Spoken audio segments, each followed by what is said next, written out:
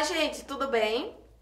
Eu me chamo Gilly, sou a professora de vocês e hoje nós vamos ter aula do terceiro ano do ensino médio, falando sobre as revoltas do período regencial, né? A nossa primeira revolta é a revolta chamada Balaiada, que vai acontecer na província do Maranhão, tá? Percebam que ela é um movimento popular, ou seja, né, que vai ter a classe baixa participando dessa revolta e principalmente artesãos, né? Quais eram esses artesãos? Eles geralmente eram produtores de cestos de palha, que são chamados no Nordeste de balaio. Por isso que o nome da revolta é chamada de balaiada, né? O Maranhão era uma província muito pobre, tá? Por causa de todo o período de exploração dentro do seu território. E aí vai ser uma revolta que vai ter a participação de várias áreas populares, né? Nós vamos ter quilombos, escravos e ex-escravos. É tanto que nós teremos uma grande resistência de quilombos durante esse período aí, né? Há uma crise no algodão. O Maranhão era um dos grandes produtores de algodão no Brasil. Só que com o surgimento da Revolução Industrial, se há uma procura muito maior do algodão e principalmente do algodão que vinha das colônias. No entanto, o Maranhão ele não produz tanto algodão assim que pudesse abarcar, né, que pudesse fornecer algodão suficiente para a Revolução Industrial. Então, outras colônias serão usadas e, claro, o Maranhão será colocado um pouco de lado, né? Eles vão e tomam a Vila de Caxias, que era uma das maiores vilas na época lá no estado do Maranhão. Vai ter uma repressão regencial enorme, tá? Só que a primeira repressão regencial, eles não conseguem resolver o problema dessa revolta, ou seja, eles não conseguem frear a revolta, né? Uma dos grandes pedidos, né, das grandes exigências, ela era a melhoria de vida dentro do Maranhão. 2, o fim da escravidão. E 3, eles queriam, né, na verdade, uma primeira ideia de reforma agrária já lá em meados do século XIX. E também reivindicavam a maioridade de Dom Pedro II, né?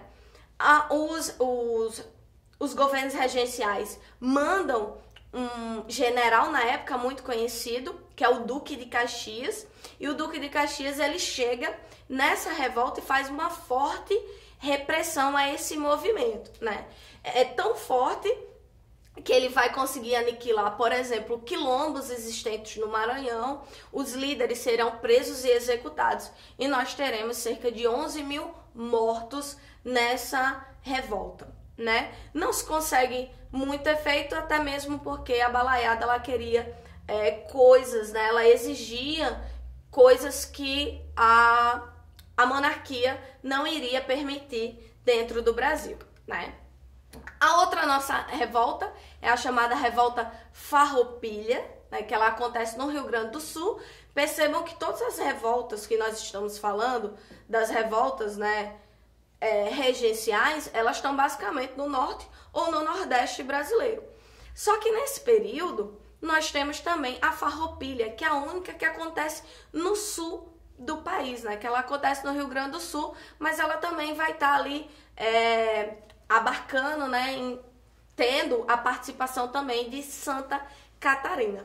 Olha o destaque para essa revolta. Ela é uma revolta da elite brasileira. Então, percebam uma coisa.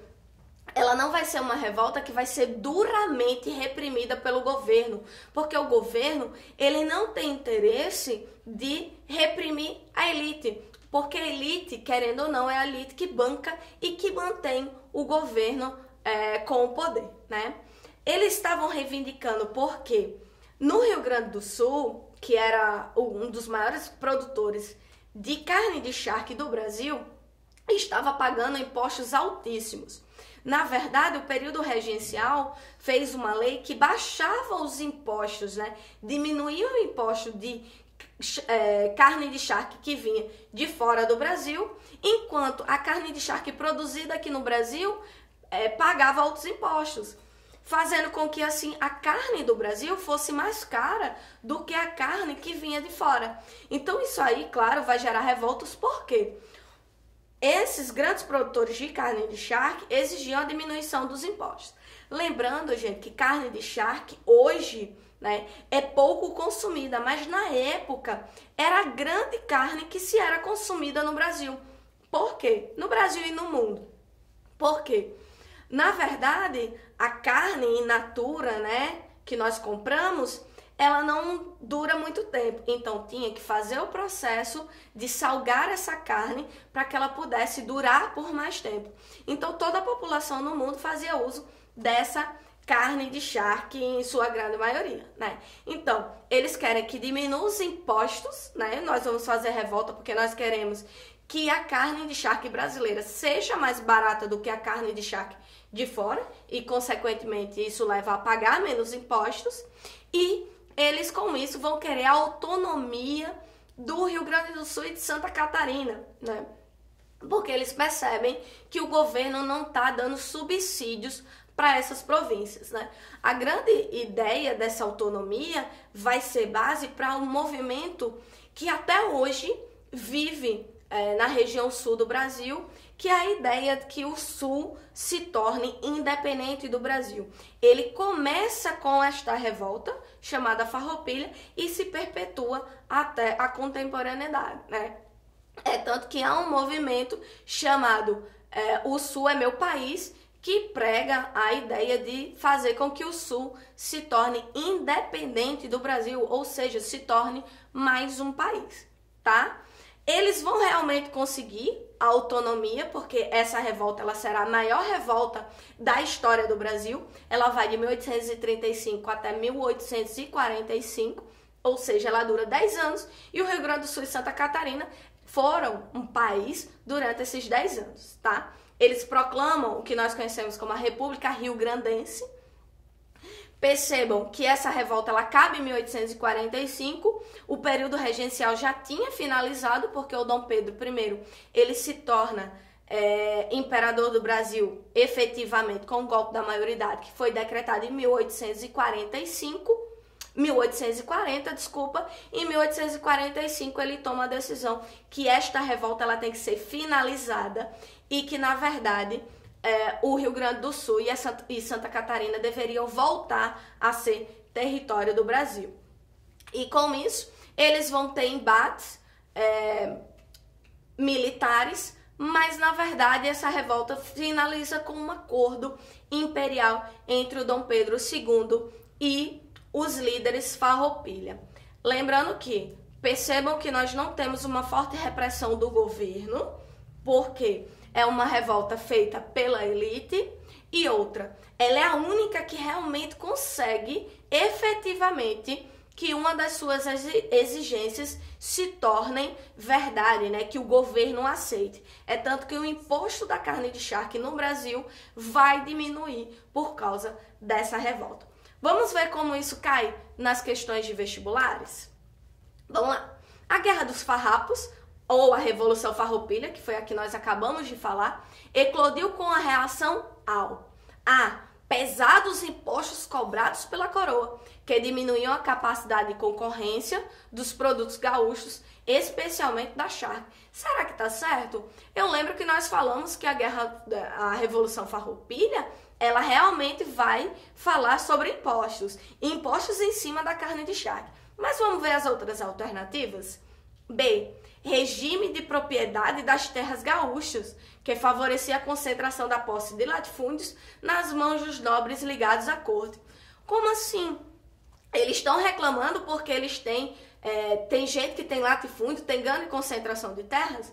Não, nós temos que ter cuidado que é a elite que está fazendo a Revolução Farroupilha. E se é elite, consequentemente, eles vão ter latifúndios. É óbvio que eles não vão contestar esses latifúndios. C. Intensos movimentos do Exército Imperial no Rio Grande do Sul, que limitavam a atuação política dos estancieiros gaúchos. Uma informação: estancieiro significa fazenda lá no Rio Grande do Sul, né? Ou seja, quem tem uma fazenda é um estancieiro, ou seja, a fazenda é uma estância. Só que o que é que acontece? Não é essa participação do exército que eles estão reclamando. Eles estão reclamando de outros fatores. D.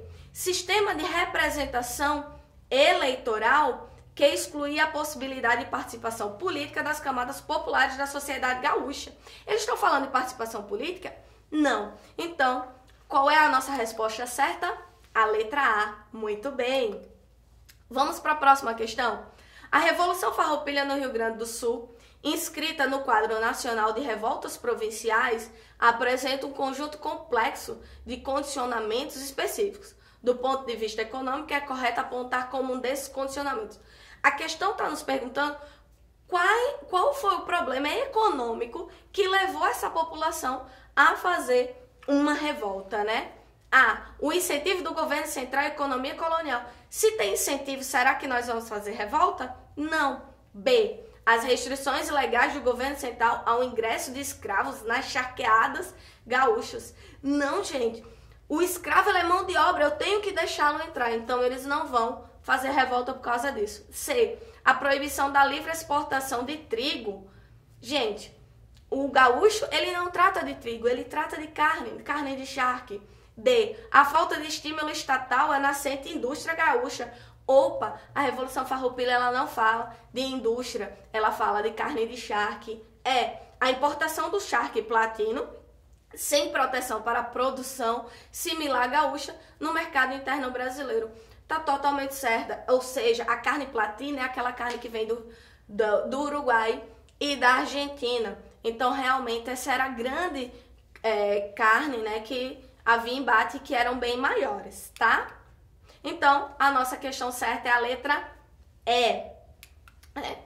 Vamos para mais uma questão. Uma das causas da balaiada foi a ainda existência de terras agricultáveis disponíveis nos sertões maranhenses. A balaiada acontece na Bahia, então não tem nada a ver com o maranhense, né?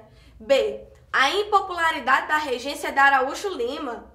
Não tem nada a ver, a gente nunca falou sobre o regente Araújo Lima. C. A influência dos revoltosos da cabanagem. Não, nenhuma vai influenciar basicamente a outra. D. A reação das precárias condições de vida das massas rurais. Certo, eles vão reclamar, né, daquelas condições de vida precária, de morarem em cabanas, de não terem acesso a trabalho, educação, né, a uma boa qualidade de vida. A melhoria de vida da população com o advento da independência. Eu tô falando em período regencial, vamos voltar para a independência? Não, não tem nada a ver. Então, a nossa questão certa é a letra D. Muito bem, nós ficamos por aqui. Acessem a plataforma eduque.ac para ver essas aulas e outras e fazerem as atividades. Bons estudos e até a próxima!